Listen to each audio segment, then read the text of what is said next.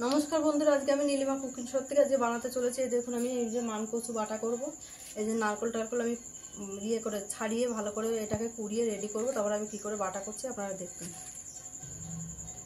আমি ছাড়িয়ে এইভাবে মোটা করে আমি ছাড়িয়ে নিচ্ছি যাতে গাল না চুলকায়।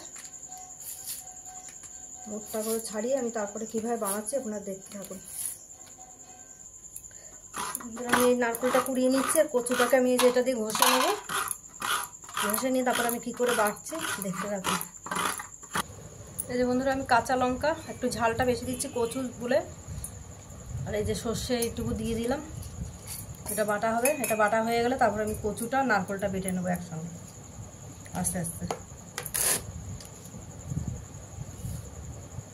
পরিমাণ মতন একটু নুন দিয়ে দিলাম।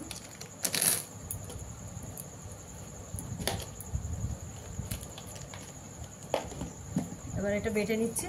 বেটে নেওয়ার পরে তারপর কচু আর এই যে নারকেল পরিমাণ মতো নারকেল এই যে রেখেছে, এই যে কচু রেখেছে, এটাকে বেটে নেব। এই যে বন্ধুরা আমার বাটা হয়ে গেছে, একদম রেডি। এবার নুন মিষ্টিটা ঠিক হয়েছে কিনা একবার দেখে নেব।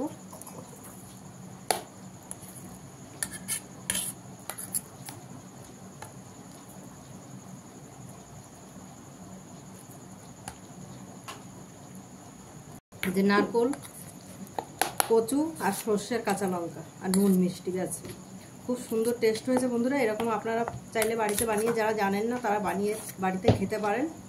গরম ভাতে খুব ভালো লাগে, একটু ঝাল ঝাল করে বানাবেন।